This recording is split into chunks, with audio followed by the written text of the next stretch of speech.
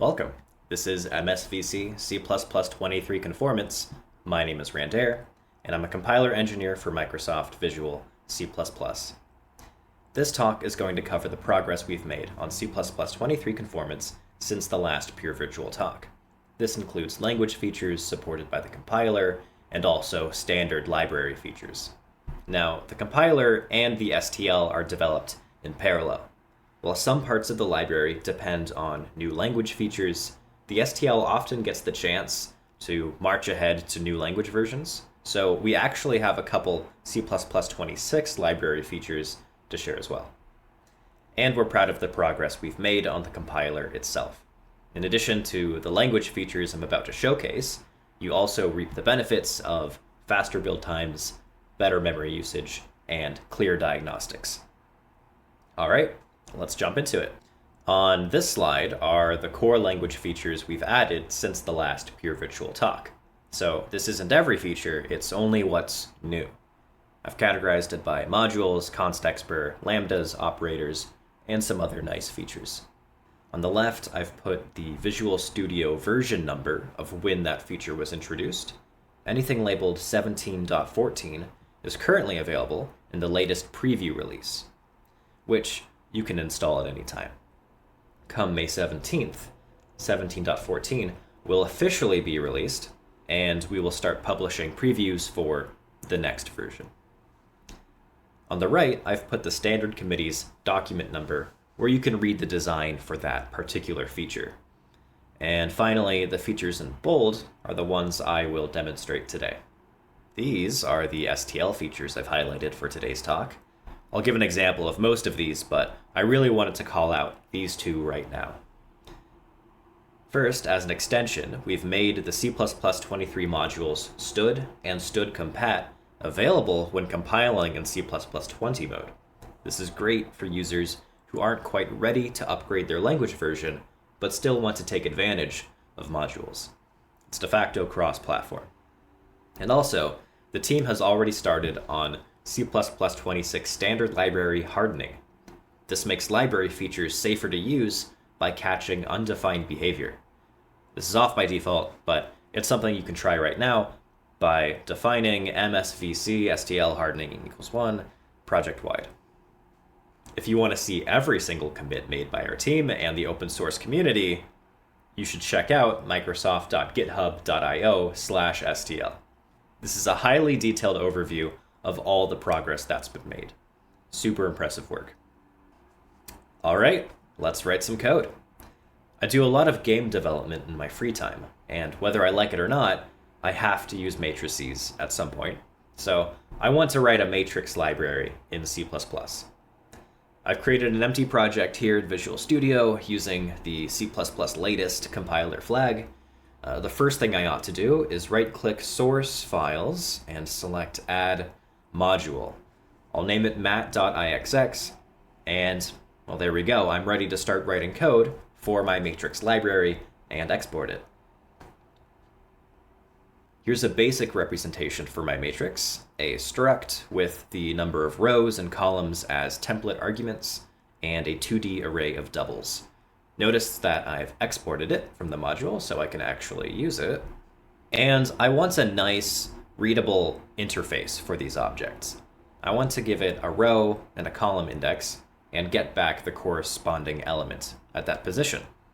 So I'm going to use the new multi-dimensional array operator. It looks just like the array operator we know and love, but you can add more than one argument. So here's I and j for my row and column. And to call the operator, you comma separate those parameters within the brackets. And just for completeness, I'm going to return a reference so I can actually modify the matrix. And I'm going to declare it const-expr because I want to pre-compute matrices at compile time. Now, my use case is things like graphics programming and rotations in 3D, so I'm going to specialize some code with 4x4 matrices. I've exported this handy using declaration, and because these template parameters are actually of type size_t, I'm going to be really explicit and use the new size_t literal suffix uz. Of course, we need to multiply matrices. I've written this function accepting two references to const matrices A and B, but I'm getting a compiler error. No operator which takes type const mat 4x4. Okay, so this is a classic C++ pattern. I have one version of my array operator that lets me mutate the matrix, and another read-only operator for const matrices. And notice I still return a reference here in the const version. This lets me take the address of an element, which I will need to do later. So that's kind of annoying, right? I have two identical functions, same bounds checking and return statement. If I wanted to be really, really clever, I could write the function only once by using deducing this, which we now support with modules. You could use it before, now you can use it with modules. It's kind of cool. You get to borrow the constness of your this pointer and use it in the return type. But in this example, it might be too much. I think this would be more appropriate if the elements of the matrix needed some kind of move semantics. But that's a personal preference. Okay, our multiply function compiles now. Notice I'm using the size t literal suffix here for my loop indices. It automatically deduces the variable type to be size t. And I can even run this function at compile time. However, I need to do potentially tens of thousands of matrix multiplies every second, so let's see if we can optimize it. I want to use SIMD instructions to make my multiply function as fast as possible. But of course, constexpert doesn't know what processor you're optimizing for, so I'm using if consteval to write two separate versions of my multiply function. At compile time, I'm doing it the slow n-cubed way, and at runtime, I'm using all the fancy SIMD instructions I can get my hands on. Now that I have this nice matrix module, let's try using it. And also, let's see how it can interface with the STL. I created my main source file and enabled build ISO C++23 standard library modules in my project settings. So now I could just write import std to use the standard library and import mat to use my module, and I get all of the exported definitions. Let's create a matrix right here. The STL has added MD-span, which stands for multi-dimensional span, and it lets you view multi-dimensional data in whatever shape you want. For example, I have a 4x4 matrix here, but what if I want to view it as a matrix with 2 rows of 8 columns? Well, let's take our buffer from the matrix and construct an MD-span with the dimensions we want, 2 and 8. Now we can iterate over each row of the view and print out its contents using stdprint. And let's not forget a new line at the end. The STL team has added another C++26 feature, empty println, to print a new line. Pretty essential. And in the output, for the first row, it'll print 1, 2, 3, 4, 5, 6, 7, 8. And if we do the second row, it'll be 1, 0, 1, 0, 1, 0, 1, 0. And finally, my favorite library feature, automatically formatted ranges. You can now use stdprint to format your containers. Here I've used it to dump the contents of my matrix. I've got a 2x2 matrix with 1, 2, 3, and 4, and there's the output, 1, 2, 3, 4, formatted in brackets automatically.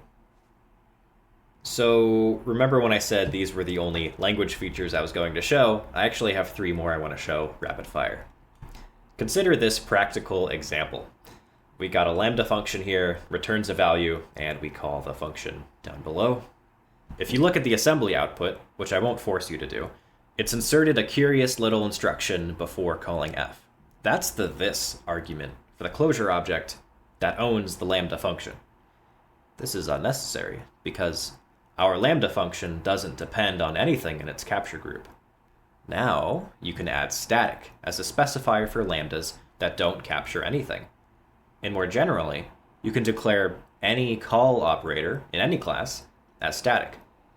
So now in the assembly output, we just call the function, no more this parameter. And notice that the decorated function name is slightly different.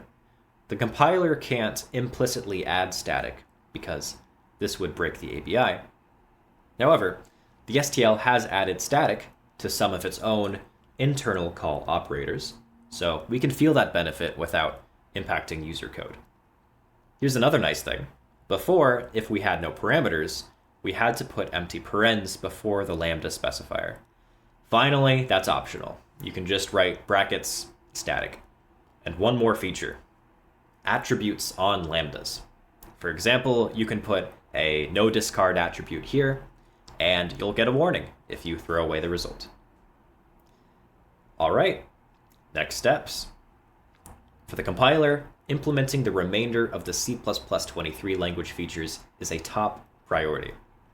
On the STL side, we're looking to finish up C++23 as well.